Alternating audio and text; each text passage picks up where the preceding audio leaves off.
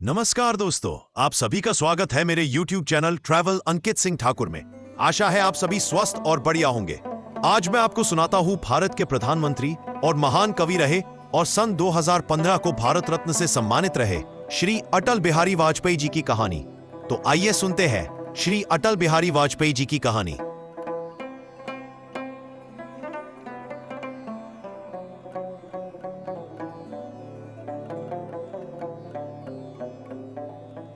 उत्तर प्रदेश में आगरा के प्राचीन स्थान बटेश्वर के मूल निवासी पंडित कृष्ण बिहारी वाजपेयी मध्य प्रदेश के ग्वालियर में अध्यापक थे।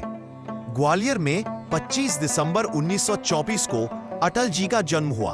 पिता कृष्ण बिहारी वाजपेयी ग्वालियर में अध्यापन कार्य तो करते ही थे, इसके अतिरिक्त वे हिंदी व ब्रज भाषा की कवि भी थे।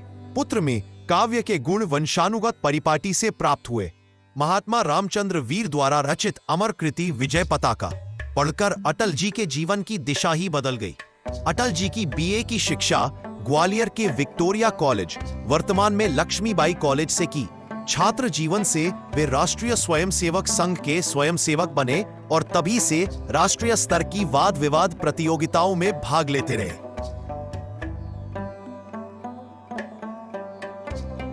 कानपुर के डीएवी कॉलेज से राजनीति शास्त्र में एमए की परीक्षा प्रथम श्रेणी में उत्तीर्ण की।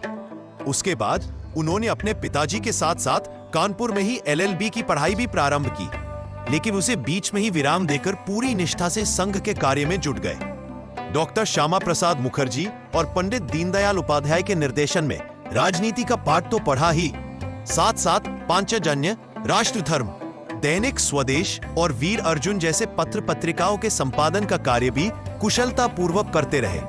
सर्वतोमुखी विकास के लिए किए गए योगदान तथा असाधारण कार्यों के लिए 2015 में उन्हें भारत रत्न से सम्मानित किया गया।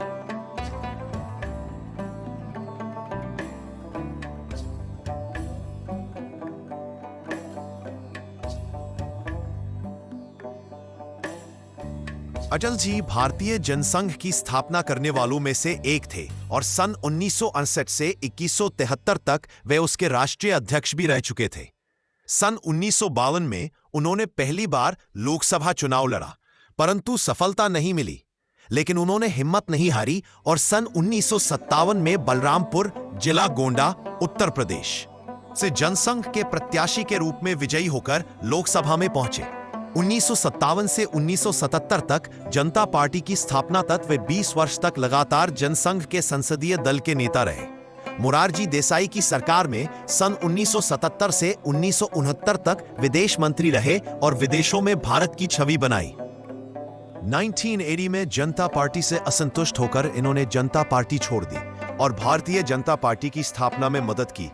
22 अप्रैल 1980 में बनी भारतीय जनता पार्टी के अध्यक्ष पद का दायित्व भी वाजपेयी को सौंपा गया। 2 बार राज्यसभा के लिए भी निर्वाचित हुए। लोकतंत्र के सजग प्रहरी अटल बिहारी वाजपेयी ने सन 1996 में प्रधानमंत्री के रूप में देश की बागडोर संभाली।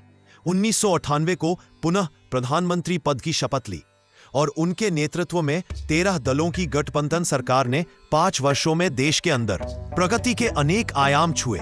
सन 2004 में कार्यकाल पूरा होने से पहले भयंकर गर्मी में संपन्न कराए गए लोकसभा चुनावों में भा पार्टी के नेतृत्व वाले राष्ट्रीय जनतांत्रिक गठबंधन एनडीए ने वाजपेयी के नेतृत्व में चुनाव लड़ा और भारत उदय, अंग्रेजी में इंडिया शाइनिंग, का नारा दिया। इस चुनाव में किसी भी पार्टी को बहुमत नहीं मिला। ऐसी स्थिति में वामपंथी दलों के समर्थन से कांग्रेस ने भारत की केंद्रीय सरकार पर कायम होने में सफलता प्राप्त की और भा पार्टी विपक्ष में बैठने को मजबूर हुई।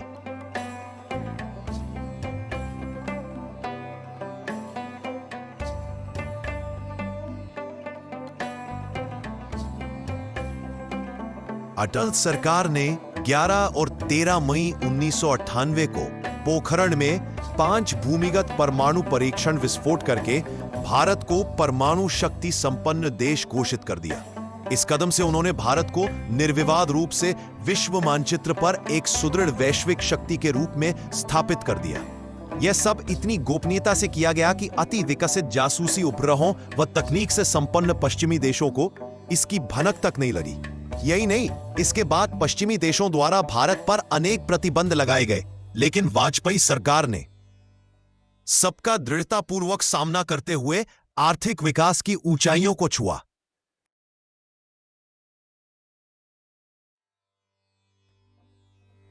फरवरी 1999 को सदाए सरहद नाम से दिल्ली से लाहौर तक बस सेवा शुरू की गई। इस सेवा का उद्घाटन करते हुए प्रथम यात्री के रूप में वाजपेयी जी ने पाकिस्तान की यात्रा करके नवाज शरीफ से मुलाकात की और आपसी संबंधों में एक नई शुरुआत की।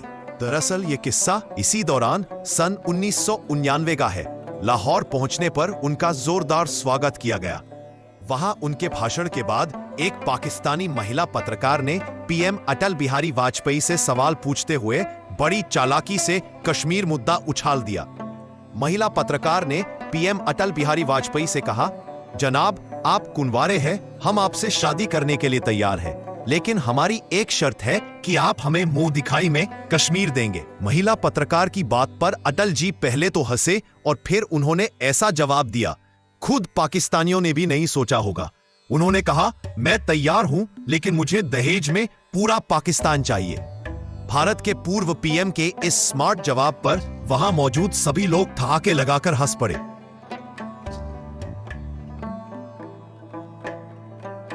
वाजपेयी अपने पूरे जीवन अविवाहित रहे। उन्होंने लंबे समय से दोस्त राजकुमारी कौल और बीएन कौल की बेटी नमिता भट्टाचार्य को उन्होंने दत्तक पुत्री के रूप में स्वीकार किया। राजकुमारी कौल की मृत्यु वर्ष 2014 में हो चुकी है। अटल जी के साथ नमिता और उनके पति रंजन भट्टाचार्य रहते थे।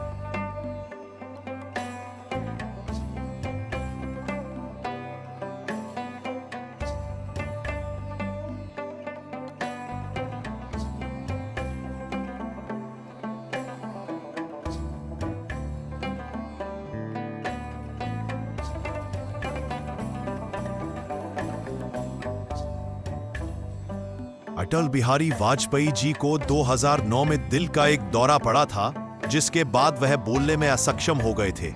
उन्हें 11 जून 2018 में किडनी में संक्रमण और कुछ अन्य स्वास्थ्य समस्याओं की वजह से अखिल भारतीय आयुर्विज्ञान संस्थान एम्स में भर्ती कराया गया था, जहां 16 अगस्त 2018 को शाम 5:05 बजे उनका निधन हो गया। उनके निधन पर जारी एम्स के औपचारिक बयान में कहा गया, पूर्व प्रधानमंत्री अटल बिहारी वाजपेयी ने अगस्त 2018 को शाम 5:05 बजे अंतिम सांस ली। पिछले 36 घंटों में उनकी तबीयत काफी खराब हो गई थी।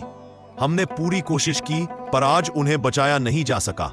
उन्हें अगले दिन 17 अगस्त को हिंदू संस्कृति पद्धति के अनुसार अंतिम संस्कार किया गया। उनकी दत्तक पुत्री नमिता कौल भट्टाचार्य ने उन्हें मुखाग्नि दी। उनका समाधि स्थल राजघाट के पास शांति वन में बने स्मृति स्थल में बनाया गया है। उनकी अंतिम यात्रा बहुत भव्य तरीके से निकाली गई, जिसमें प्रधानमंत्री नरेंद्र मोदी समेत सैकड़ों नेतागण पैदल चलते हुए गंतव्य तक पहुंचे।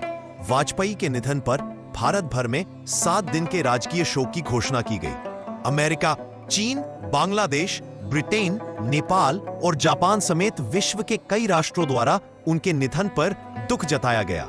अटल जी की अस्थियों को देश की सभी प्रमुख नदियों में विसर्जित किया गया।